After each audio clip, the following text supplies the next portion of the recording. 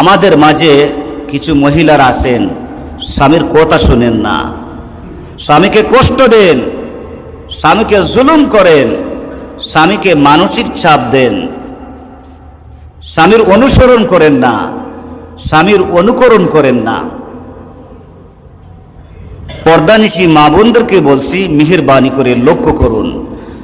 যদিও করলা হজম করতে, যদিও করলা যদি তিতা হয় আর যদি হজম করতে পারেন, অবশ্যই আপনাদের শরীরের রোগ প্রতিরোধ উপশম হয়ে যায়।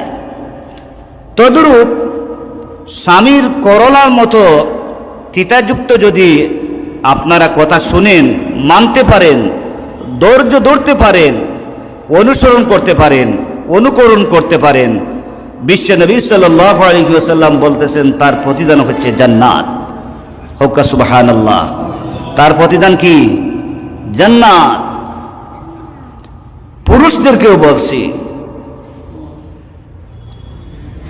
ঘরের পরিবারকে ভালোবাসুন, মহিলাদেরকে ভালোবাসুন, তাদের কথা শুনুন, তাদেরকে নিয়ে সমঝোতার মাধ্যমে পরামর্শ করে পরিবার পরিচালনা করুন, তাদের লুক আফটার করবেন।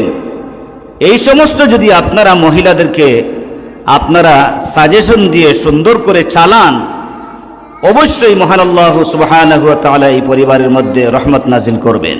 ওকা সুবহানাল্লাহ।